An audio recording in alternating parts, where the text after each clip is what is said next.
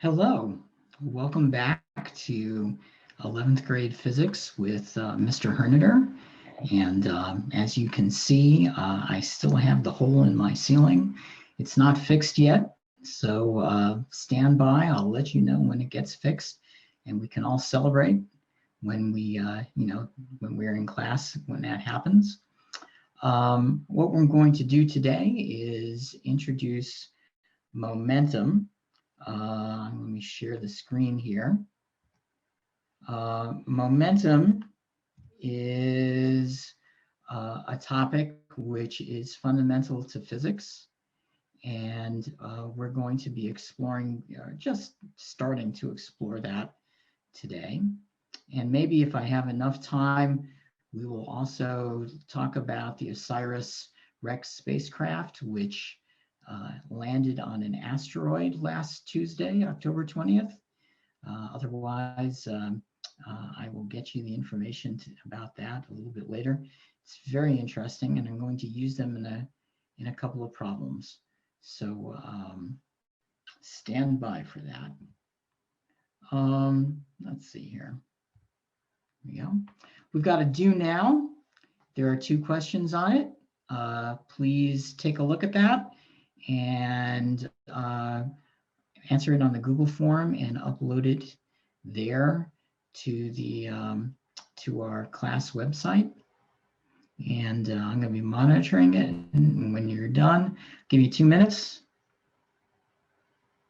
Wow, those 2 minutes went fast. Let's take a look at the answers to the questions. All right, what is velocity? Can anybody help me on that? Velocity is, okay, Ben, what do you say velocity is? All right, velocity is speed. All right, speed, and what else? All right, Sarah, speed and, okay, you got it. It's speed and it's the direction of its motion, right? The second question is, what is mass? Right? Can someone tell me what mass is? Okay, Joni, what's mass? All right, so mass is the amount of stuff, but we gave it a specific, meaning, right? How much stuff do you have, right? And okay, Joni, you want to take another shot at it? It is, okay, that's right. It's resistance to change of the state of motion. All right. So those 2 concepts are fundamental to the concept of momentum. And momentum is what comes out of Newton's first law of motion. So we're going to take a look at Newton's first law of motion and see if I can't convince you that momentum is in there somehow. All right, so Newton's first law. It starts off pretty simply. Let's get this laser pointer working. An object at rest stays at rest, and an object in motion stays in motion. So it either stops or it keeps going, and with the same speed and direction, unless it's acted on by an unbalanced force. So let's take those apart, one by one. An object at rest stays at rest. Well, we know if we kick a ball or we drive a car, and you stop the engine on the car, or you just let the ball go, it eventually stops, right? So once it stops, it doesn't seem to move unless something pushes it. So it stays at rest unless something else comes out to it. And we say it resists moving, right?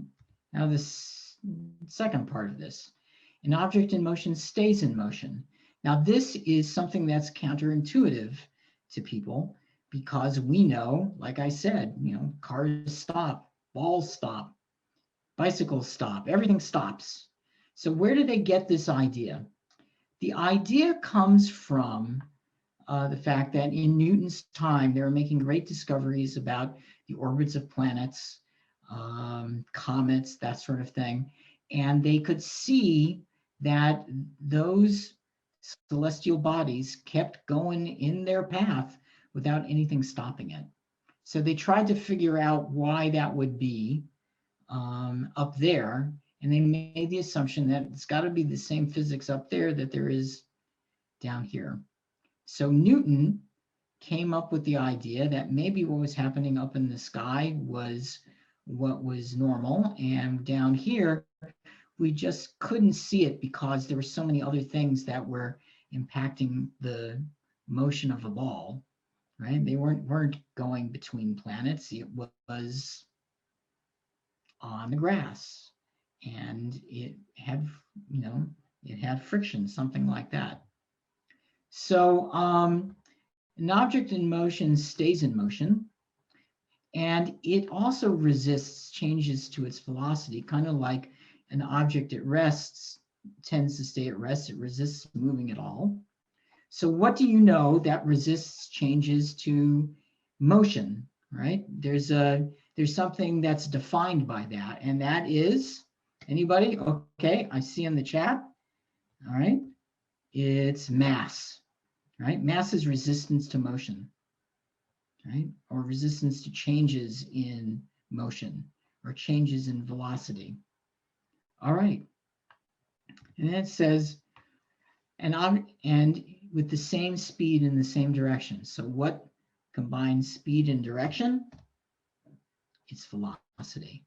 So in Newton's first law, we've got mass and velocity, and we have to figure out what the relationship between the two of them is. But the last clause, we're not going to really get to what it means until we get to Newton's second law. But let's try to take a guess. Unless acted upon by an unbalanced force, right? So we know that velocity is either zero or it's got constant speed and direction unless it's acted upon by an unbalanced force. So an unbalanced force produces what? It's got to produce some kind of what? All right?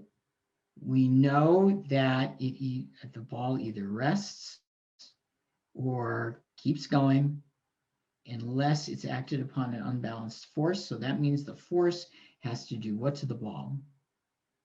Right? Well, stop it. Anything else? All right. All right. Maybe make it go faster. All right. So what do the forces do in general? They change what? That's right. Forces change an object's velocity. And we'll exploit that more, and it's going to be where quite a lot of our physics comes from the rest of the semester. Okay, the role of mass and velocity. How do mass and velocity act together? Well, if two balls are thrown at you with the same speed, which one hurts you more if it hits you? The light one or the heavy one? Okay, the light one, hands up. How many people say light? Not too many. Heavy one? Yeah, everyone's saying the heavy one does. That's right, the heavy one. What happens if two balls are thrown at you with the same mass? All right. Which one would hurt you more if it hits you, the slow one or the fast one? Right? Okay, now everyone's got their hands raised. Online, yes, it is the fast one. Okay, so they balance each other, out. They have the same effect. The more speed, the harder the ball hits you. The more mass, the harder the ball hits you. So mass and velocity are acting together. And acting together, they're called momentum. And, momentum. And the equation for momentum is not here. I made a mistake in the slides. It's not here. The momentum is defined as mass times velocity, right? Mass times velocity. So given that momentum is mass times velocity, let's go to the problem, all right? So here's the problem, and why don't you help me with it? A 50 kilogram person runs at a rate of 6 meters a second. What is their momentum? Right? Well, the momentum is mass times velocity. We talked about that, right? And unfortunately, I forgot to stick it in the slide. And then the next line, I've got an equation which kind of sort of looks like it might be related to the one above it, right? The P stands for momentum, and the mass, the M stands for mass, and the V stands for velocity. You've seen the M and V before, right? So if we plug it in, we've got mass is 50 kilograms, velocity is 6 meters per second. So what's the momentum? Okay, by that equation, it's, all right, Joni, it's, right, 50 times 6, or 300, but 300 what?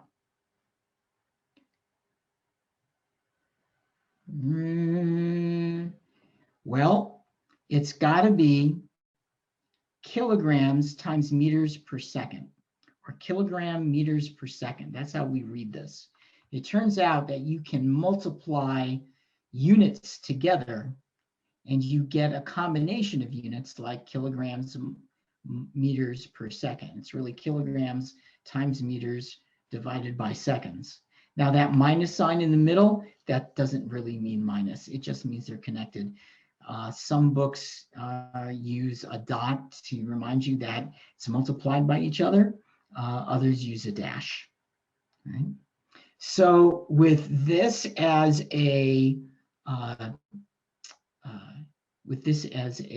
guide, all right, I'm going to throw some problems at you. Right? Problem 1 is about the OSIRIS-REx spacecraft.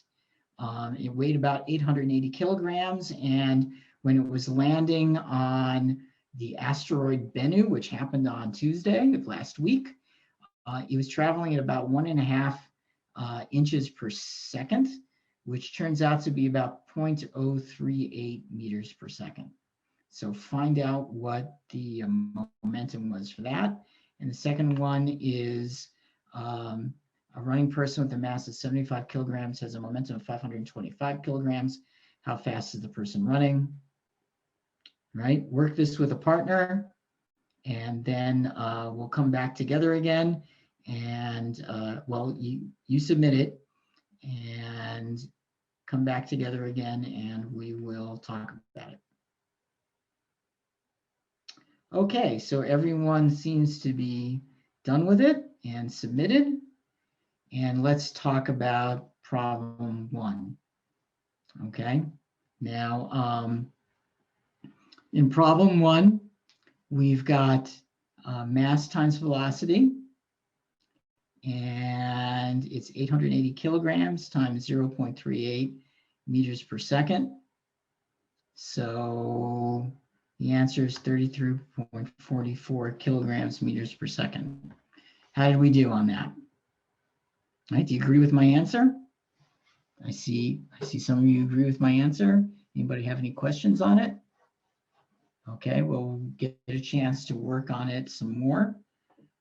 All right, let's go to problem 2. A running person with a mass of 75 kilograms has a momentum of 525 kilogram meters per second. How fast is the person running? Well, you got to manipulate this. All right, the answer is 7 meters per second. How did I get it? Well, since the momentum is mass times velocity, what I have to do is move the equation around so I get velocity equals something. The first thing to do is to divide both sides by the same thing. To get velocity by itself, I have to divide by m, so that m divided by m cancels out, but I have to do it on both sides.